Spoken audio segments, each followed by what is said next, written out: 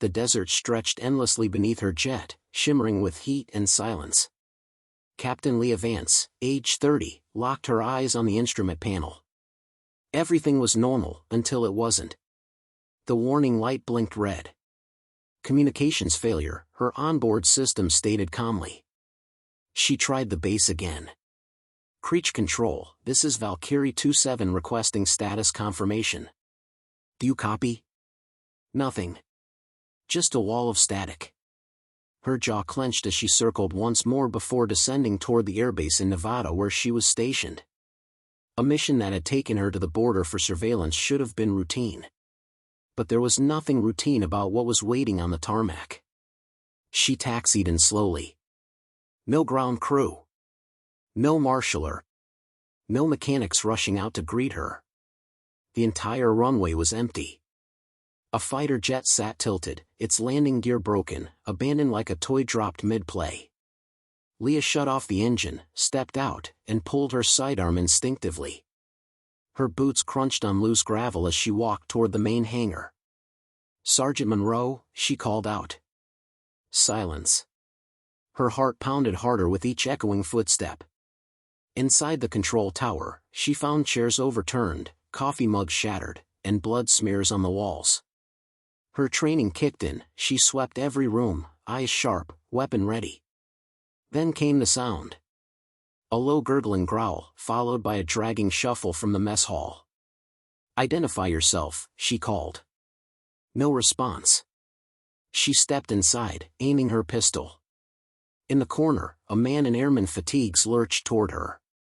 His skin was pale and torn, eyes clouded. One arm hung limp, fingers bent at unnatural angles. "Airman." "Stand down," she barked. He didn't. He lunged. She fired. The bullet tore through his chest, but he kept coming, stumbling with mindless rage. It wasn't until she put a second round through his skull that he dropped like a bag of rocks.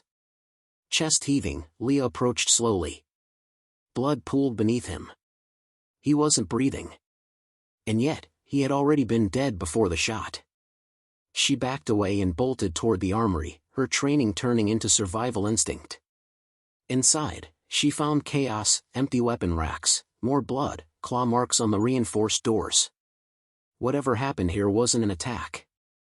It was a collapse. Leah secured an M4 rifle, extra mags, med kits, and loaded what she could into a nearby Humvee. On her way to the garage, she passed a mirror and caught her reflection, dusty face, sweat-covered brow, eyes wide with disbelief. "This isn't war," she whispered. "This is something else." She powered on the Humvee and hit the highway heading east. The desert sun bore down as she scanned for any signs of life. Nothing moved. Not a bird. Not a car. The road was littered with wreckage, flipped semis, smashed sedans, and at least one body lying motionless on the shoulder. The radio crackled. "Repeat, this is emergency broadcast channel. If you're hearing this, do not return to cities. Infection has spread.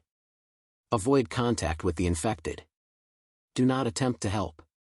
Trust no one." The signal faded. She gripped the wheel tighter, her thoughts spiraling. An infection? How? How fast? Why hadn't they warned her while she was airborne? Up ahead, she saw movement. A lone woman stood on the side of the road, waving both arms. Leah slowed, weapon ready. "Ma'am. Are you hurt?" she shouted through the window. The woman rushed forward, and that's when Leah saw her face. Torn lips. Gray skin. Bloodied teeth. Leah hit the gas. The woman slammed against the side of the Humvee, leaving a smear of blood across the glass as she fell away. Leah didn't stop. She didn't breathe. She drove until the highway became a blur of desolation and horror.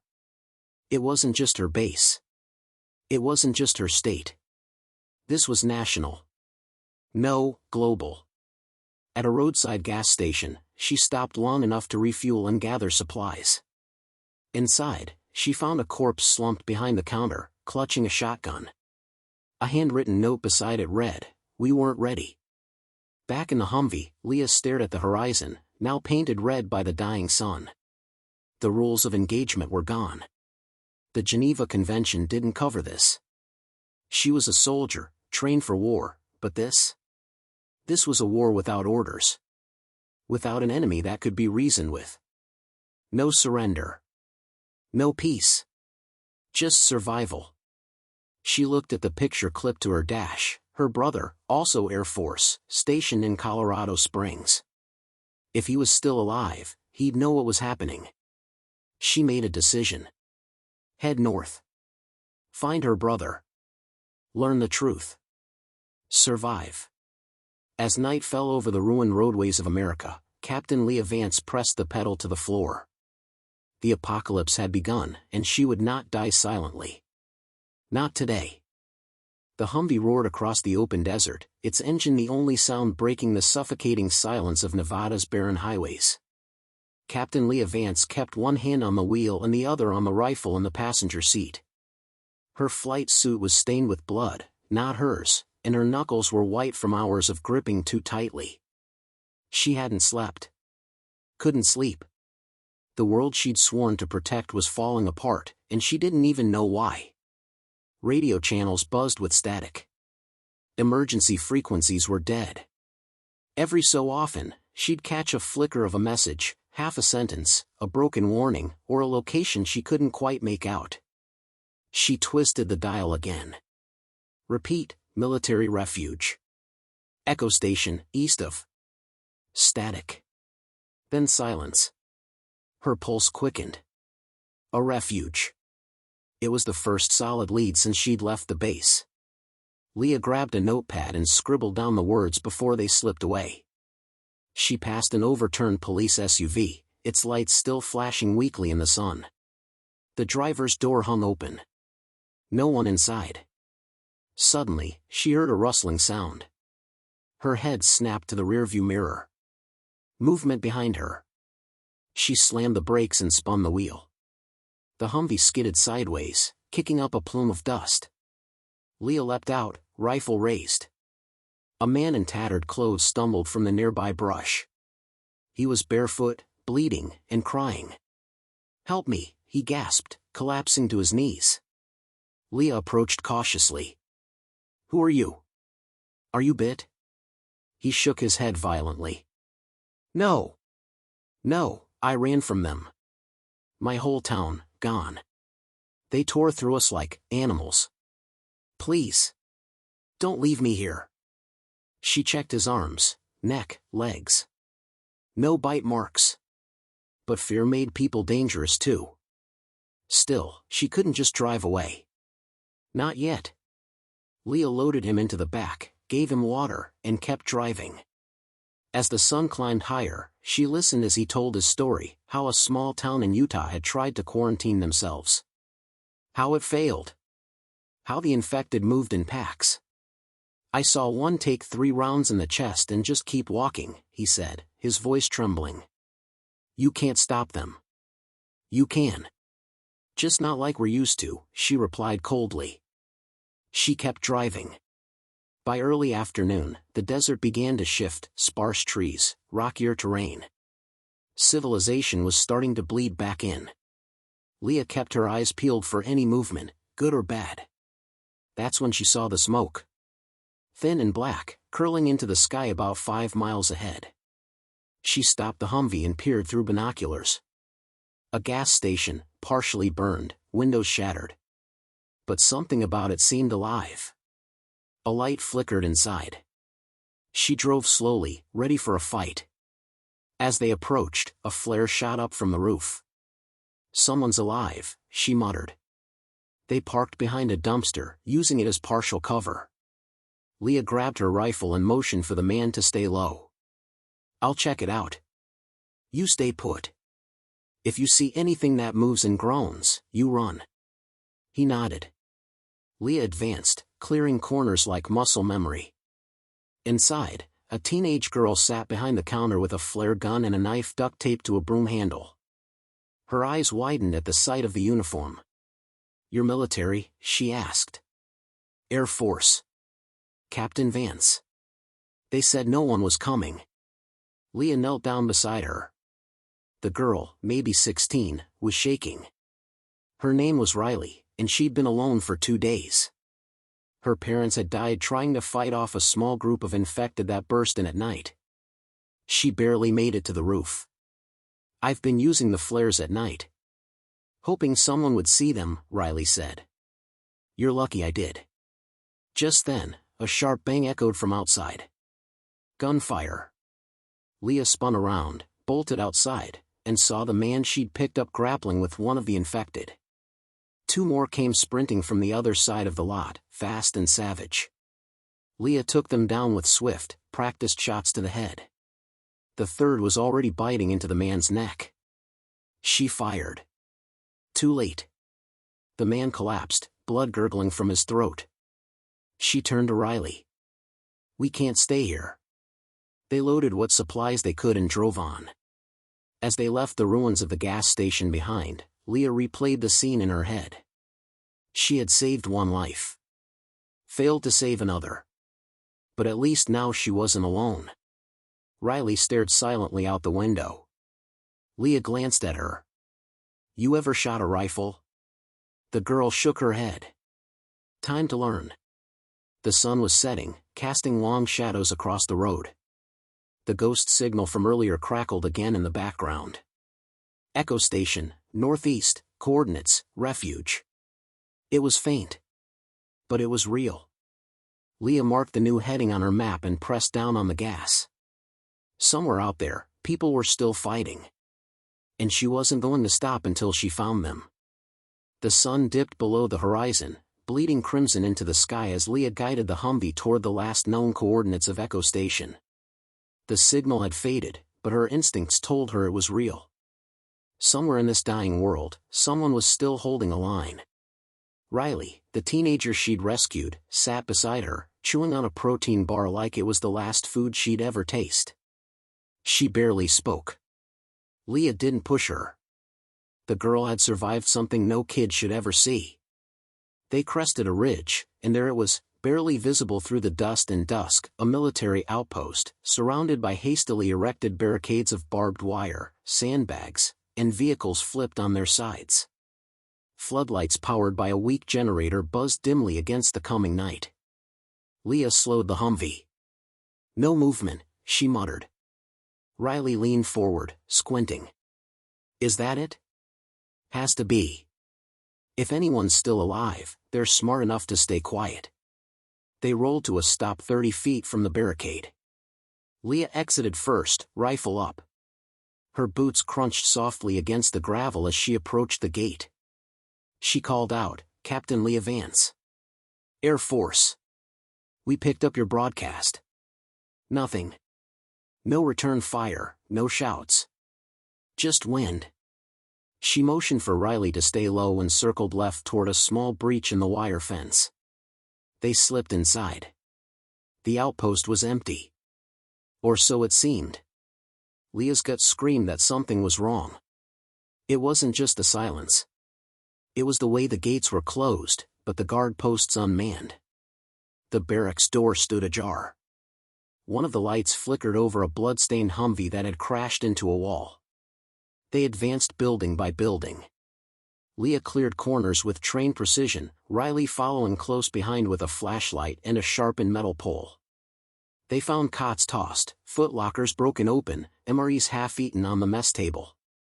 Whatever happened, it happened fast. Then they heard it. A faint knocking. From below. Leah followed the sound to the supply bunker. It was sealed shut with a reinforced steel door, but the padlock had been smashed. She raised her rifle as she pulled it open.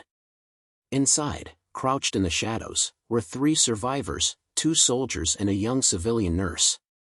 Their eyes squinted against the light. Are you real? The woman whispered. Yes, Leah said, stepping in. What happened here? One of the soldiers, Sergeant Blake, stood slowly, his voice hoarse. We were overrun 3 nights ago. Got a distress signal from a town north of here. Whole squad went. Only 2 came back. And they brought the infection with them. They turned? Leah asked. Inside the fence. We didn't know at first. Then one of them bit Lieutenant Harrow while he slept. By the time we realized, the whole place was chaos. No one knew who was infected. No one trusted anyone. Blake shook his head. We sealed ourselves down here. We've been running on emergency water and hope. Leah took in a breath. We're getting you out of here. This place is compromised. We'll head north. There's got to be another site with a real command structure. The nurse, Alina, looked hesitant. There's rumors of a convoy gathering in the mountains. They say they're building a stronghold, fortified, guarded.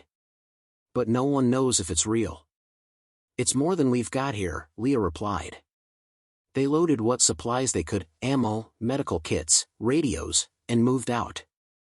Leah rode point, Riley behind her in the Humvee. The bunker survivors followed in a beat-up jeep they hotwired from the motor pool. The convoy rolled into the night. They'd barely gone 5 miles when the first shriek pierced the dark. Leah looked in the side mirror. Shapes were running, fast, hunched, relentless. At least 6. Maybe more. Drawn by the engine noise or the scent of fresh blood. Floor it! Leah yelled into the radio. They sped through the moonlit terrain. The infected gave chase, stumbling over rocks but never losing ground. One leapt onto the back of the jeep, claws scraping the metal roof. Blake swung around with a shotgun, blowing it off in a spray of gore. They're adapting, he shouted. They're not as dumb as they used to be. Leah swerved hard right, leading the pack down a narrow ravine. She spotted an old maintenance tunnel ahead, maybe 10 feet wide. In there, she barked. Both vehicles veered into the darkness of the tunnel. Inside, it was tight, humid, and filled with echoes. The Humvee fit just barely. The infected slammed against the mouth of the tunnel but didn't follow. They paced, snarled, then eventually faded into the shadows. Breathing hard, Leah killed the engine. Everyone sat in stunned silence. Safe. For now. But as Riley looked at her, eyes wide and uncertain, Leah knew the truth. Nowhere was truly safe. And the deeper they went into this broken country, the worse the nightmare would become. Leah didn't sleep. None of them really did. The tunnel was dark, damp, and smelled like old oil and rusted metal, but it gave them a few hours of silence, something rare in a world that never stopped groaning. Riley sat curled up against a wall, her pole within arm's reach, while Blake stood watch with his shotgun resting on his lap. The other 2 survivors, the quiet soldier named Diaz and Alina, the nurse, whispered softly in the shadows, trading fragments of memories like old currency. Leah sat near the Humvee, her back to the cold wall, map stretched across her knees. She marked their route with a blackened pen, tracing the thin lines of old highways, now cracked and broken, overrun with death. Her goal was north, the mountain stronghold Alina mentioned.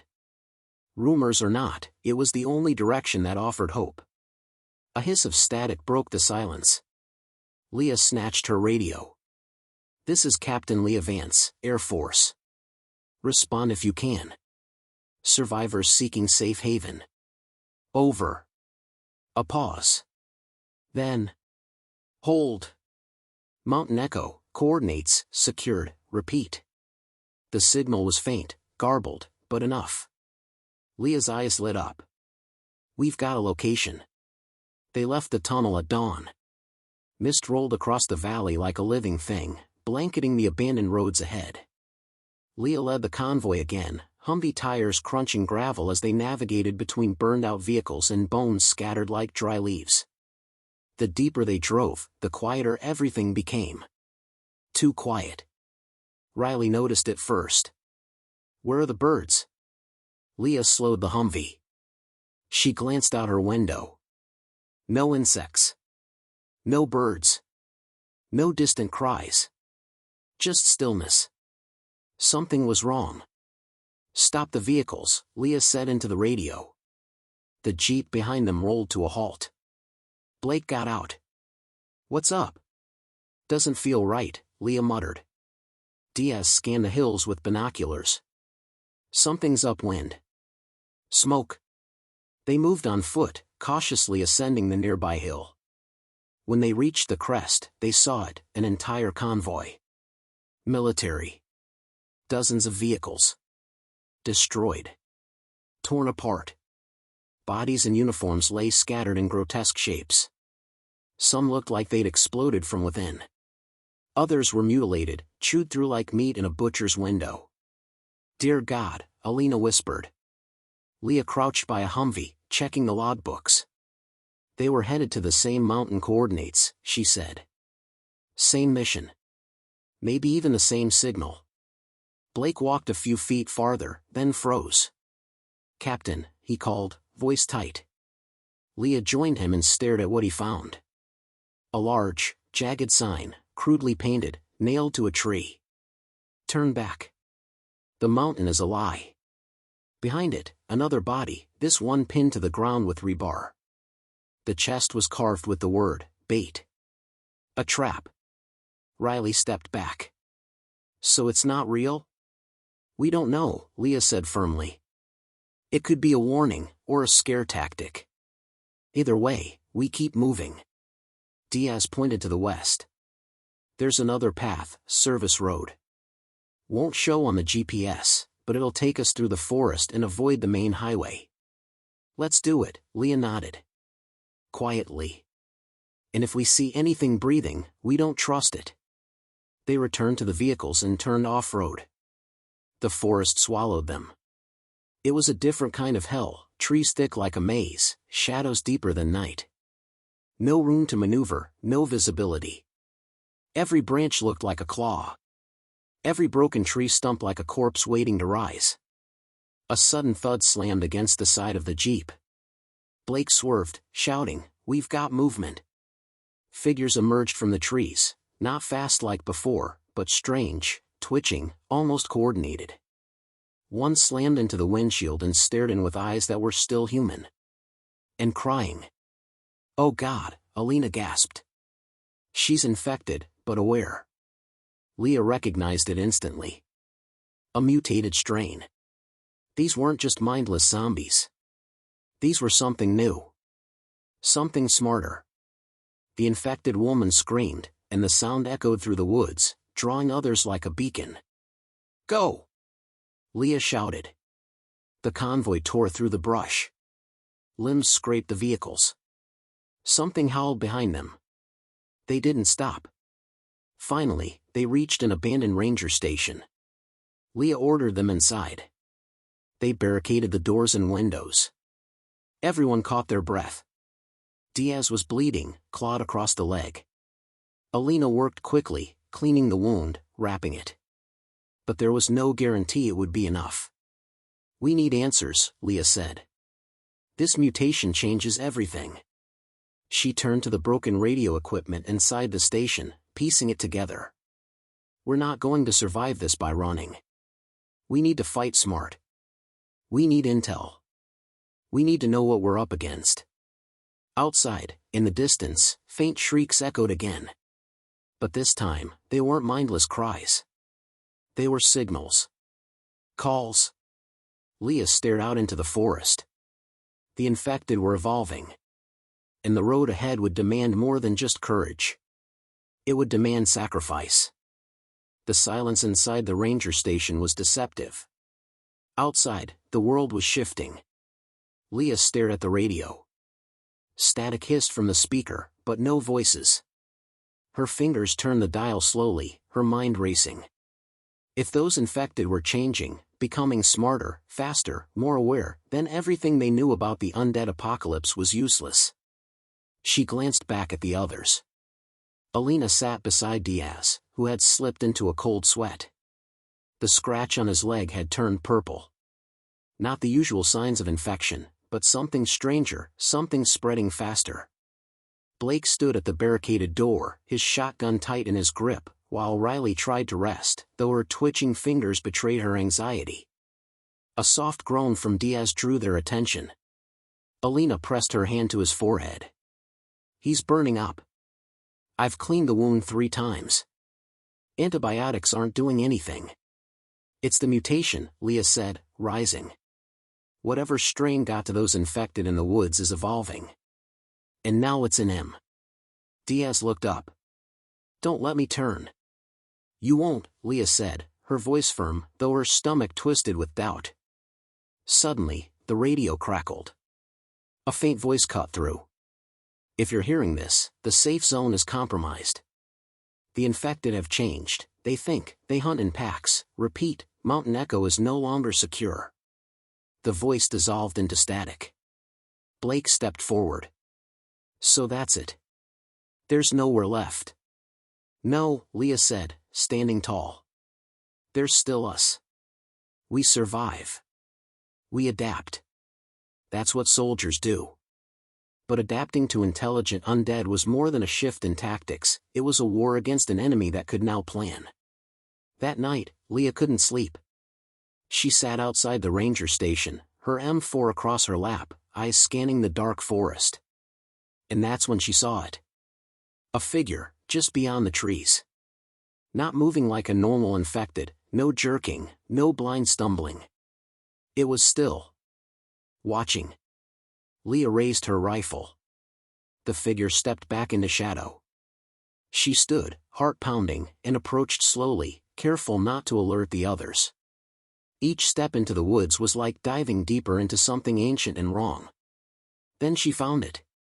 A crude structure, barely more than sticks and torn clothes, fashioned into something resembling a trap. Inside, a rabbit. Dead, half-eaten. The infected were building things. Setting bait. She returned to the station with fire in her eyes. We're leaving at first light, she said. We take the Ridge Road and follow the old military comm lines. If there's any installation still online, it'll be there. You saw something, Blake said. They're watching us. Planning. That's not just infection, it's evolution. Diaz, still conscious, managed to whisper, they remember who they were. Leah's blood ran cold. At dawn, they moved out. Leah drove the Humvee, and Riley rode shotgun. The forest gave way to open terrain as they climbed higher into the hills. But the quiet wasn't comforting, it was suffocating. Then came the ambush. A semi-truck blocked the road, turned sideways. A trap. Back! Leah shouted, slamming the brake. But it was too late.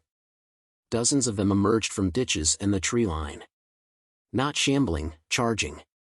Go loud! Blake yelled, unloading his shotgun.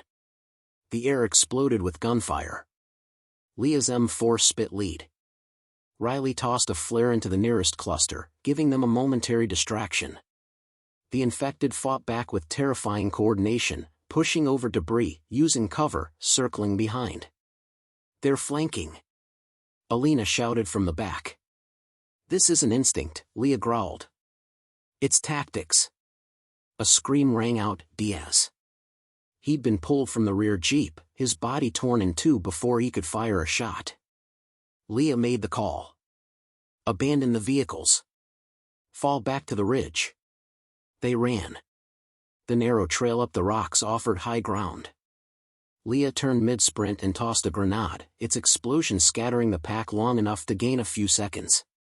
They reached the peak, panting, blood-splattered, shaken. Only four now. Leah. Riley. Blake. Alina. They looked down at the chaos below. The infected didn't chase blindly. They stopped at the tree line, pacing, snarling. Waiting. They know we're cornered, Riley said, voice trembling. Leah's eyes narrowed. Then we don't wait. We find another way. We take the comms tower. We warn whoever's left. Blake nodded. We take the fight to them. As the sun dipped behind black clouds, thunder cracked across the hills. This was no longer a survival story. It was war. The tower loomed ahead like a skeletal monument to the world before everything fell apart. Rising from the mountain's spine, it pierced the stormy sky, tall, rusted, and barely standing. But for Leah and the three survivors at her side, it represented more than a broken antenna. It was the last chance to warn others. To let the world know the undead were no longer mindless. They moved silently along the ridge, every step deliberate. Leah led the way, rifle raised, eyes sweeping the craggy terrain. Wind howled through the trees. The air stank of rot and rain. Alina carried the battered signal pack across her back, one hand clutching Diaz's old sidearm. Riley walked beside her, pale and silent, clutching her machete. Blake brought up the rear with his shotgun and sharp eyes that never stopped scanning. Leah knew what they were all thinking, even if no one said it. They were being watched. As they climbed the final stretch toward the tower, they passed corpses. Not fresh. Weeks old, maybe months, but strange. Some were buried halfway, arms sticking out of the dirt. Others leaned against trees, posed like mannequins. One had a crow's head stitched onto its shoulders. "They're leaving messages," Riley muttered, voice hollow. "No," Blake said grimly. "They're leaving warnings." Leah didn't slow. "Then let's send one of our own."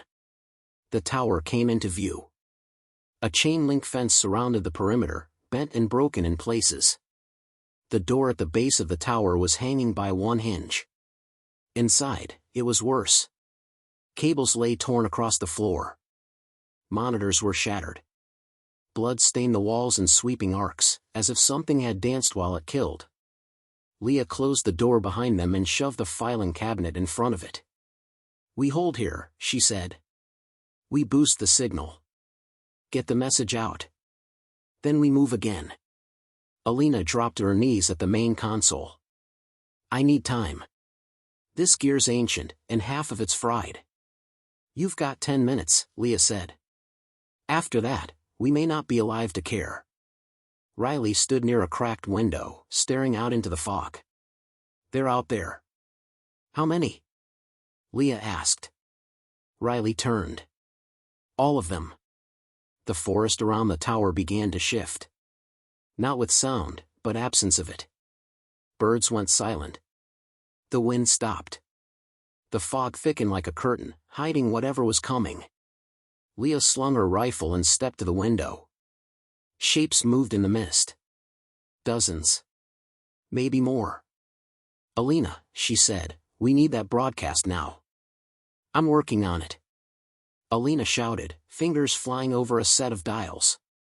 Suddenly, a shriek tore through the air. It wasn't human. And it wasn't animal. It was something new. A massive form slammed into the tower's door, rattling the entire structure. The filing cabinet groaned. Blake raised his shotgun, eyes wide. "Whatever that is, it's not like the others." Then the wall cracked. Not the door. The wall. Leah spun around just as claws burst through the concrete. Razor sharp. Blackened. Too long to belong to any man. With a deafening roar, the infected brute burst through. It was tall.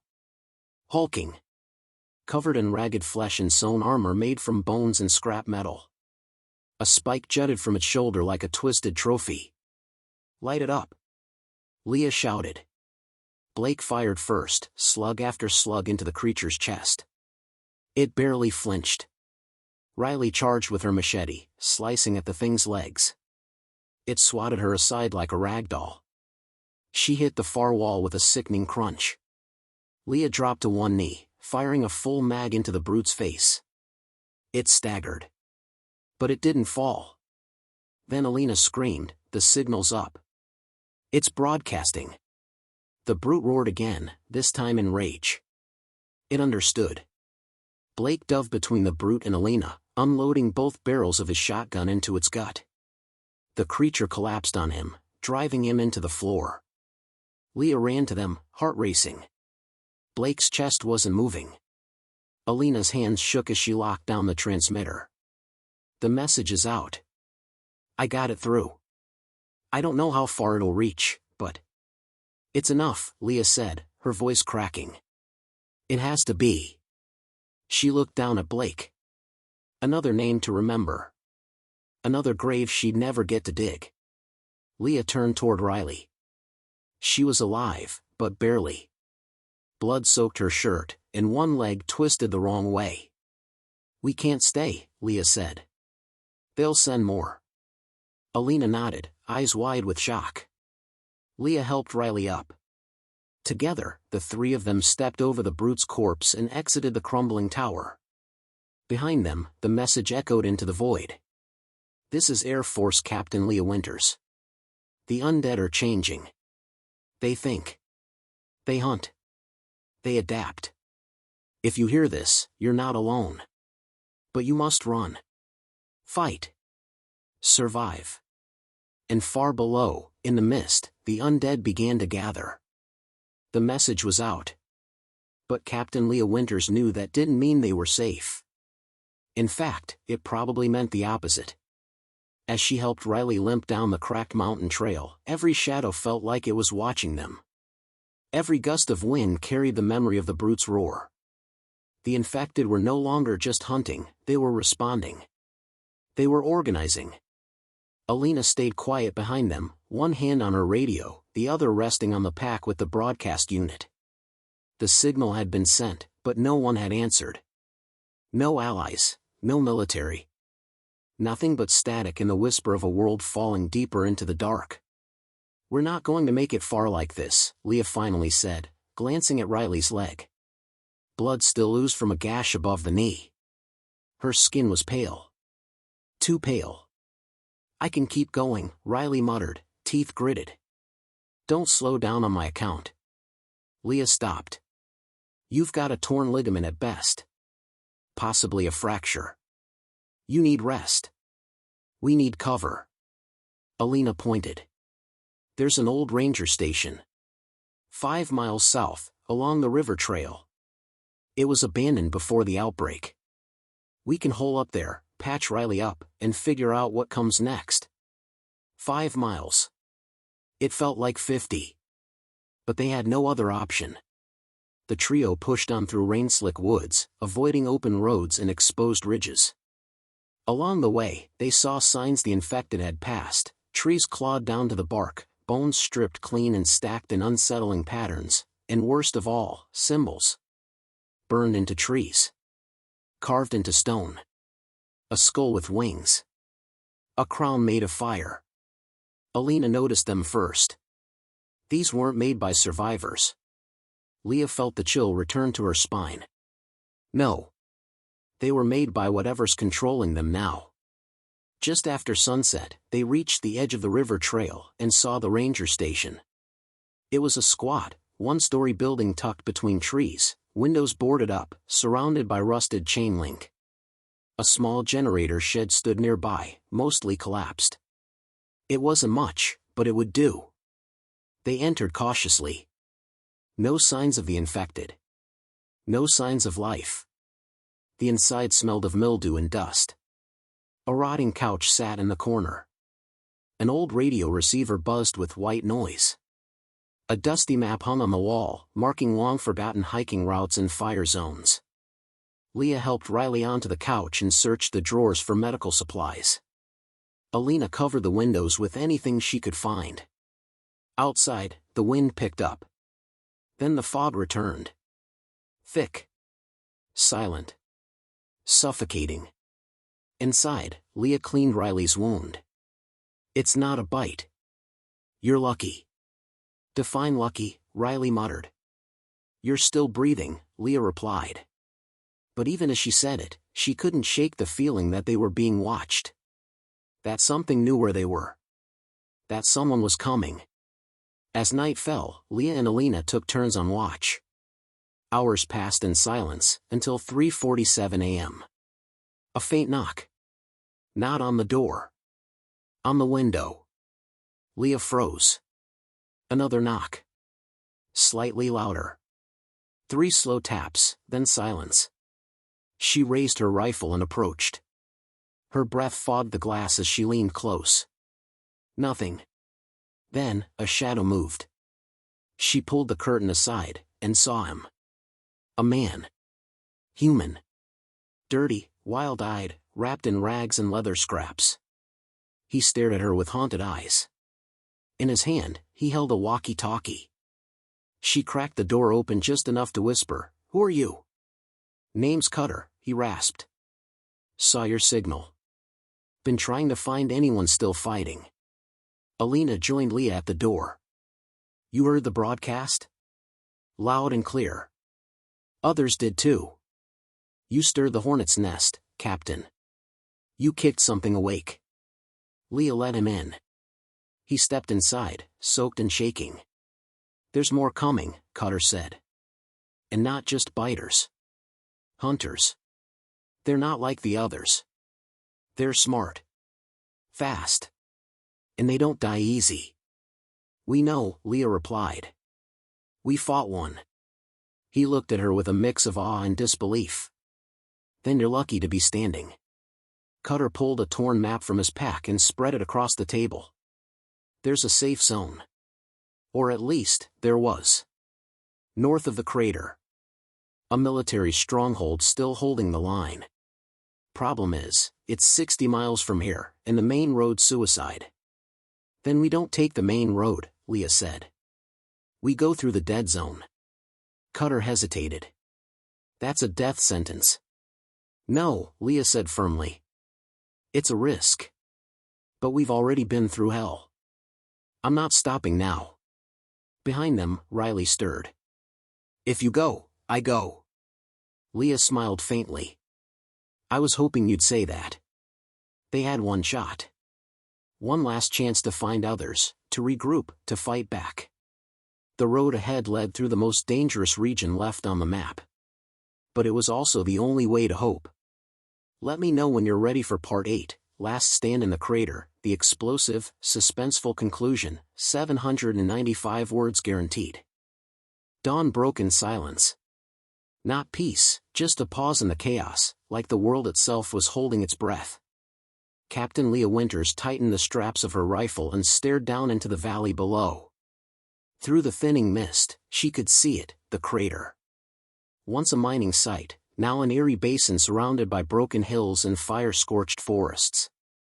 It was the last thing standing between her team and the rumored military outpost beyond. Riley leaned on her makeshift crutch beside her, face pale but resolute. Alina crouched nearby, checking the charge on the last EMP grenade. Cutter finished sketching a rough route across the basin. "We move fast," he said. "No detours. No noise. If we're lucky, they won't notice." "They always notice," Alina muttered. Leah nodded. "Then we give them something to regret." They descended into the crater just as the sun pushed through the clouds, casting everything in gold and ash. The deeper they went, the more unnatural it felt, like the ground itself had absorbed the violence of the past year. Burned-out vehicles littered the path. Scorch marks covered the rocks. Skulls grinned from blackened soil. And then, movement. They froze. Dozens of infected emerged silently from behind rusted mining equipment, their eyes glowing faintly in the morning haze. But they didn't charge. They just watched. "Why aren't they attacking?" Riley whispered. "They're waiting," Cutter said. "Like they're being told when to move." And then it came, the low, droning hum. Not mechanical, not natural. A signal. Leah's blood went cold. Something's controlling them. A figure stepped into view at the far side of the crater. It moved like a man, but it wasn't one. 7 feet tall, wrapped in tattered tactical gear, its face hidden behind a shattered pilot's mask. Tubes fed into its chest. Its eyes burned white with unnatural light. It raised its hand. The horde charged. "Go!" Leah shouted. They sprinted. Bullets flew. Alina tossed the EMP, and it exploded in a pulse of blue light, frying the nearest infected and dropping a half-dozen to the ground twitching. But it wasn't enough. The brute kept coming. So did the others. Cutter was grabbed first. He screamed as they pulled him down. Leah turned, rifle raised, but he shouted, "Keep moving." She obeyed. They scrambled through the crater, dodging twisted rebar and collapsed earth. Leah fired, reloaded, fired again. Her training took over: aim, center mass, short bursts, move with purpose. But for every infected they dropped, 2 more appeared. "We're not going to make it," Alina cried. "Yes, we are," Leah snapped, grabbing her arm. "That ridge, go." They made a final push toward the northern edge, where an old lift tower stood like a skeleton above the ruins. But as they reached the stairs, the brute landed in front of them with a thud that shook the earth. Leah raised her rifle. It swatted the gun away like a toy. She drew her sidearm. Fired. Nothing. It grabbed her by the throat and lifted her off the ground. Her vision dimmed. Then, boom. Riley had dragged herself up and fired a flare into its face. The brute dropped Leah, screeching. Alina tackled it with a scream, shoving her last grenade into its chest rig. "Alina, no!" Leah shouted. Too late. The explosion lit up the crater like a second sun. When Leah opened her eyes, everything was silent. Smoke drifted through the air. Alina was gone. So was the brute. And the horde, disoriented, confused, had stopped moving. Leah and Riley limped to the ridge. Behind them, the infected turned in circles like broken puppets. Ahead, across a cracked overpass, a flag waved above a steel gate. Soldiers, real ones, stepped into view. One raised binoculars, then shouted something Leah couldn't hear. They were seen. They were found. Soldiers ran forward, covering them, firing controlled bursts to keep the last stragglers back. Hands grabbed Leah and Riley, pulling them to safety. "Captain Winters," a medic asked. "We picked up your signal. You made it." Leah stared back at the crater. The silence. The fog slowly lifting. "No," she said. "We made it. But others are still out there. And it's not over." She looked to the west, where black smoke still rose beyond the horizon. "You have a base?" she asked. "Yes, ma'am. 20 survivors and enough firepower to hold this ground." Leah stood straighter. "Then I'm not done fighting." The medic hesitated. "Fighting what?" She looked him in the eyes. "Whatever's leading them." End of Part 8. Let me know if you want a follow-up sequel, a prequel, or a companion story with another survivor. Ready when you are.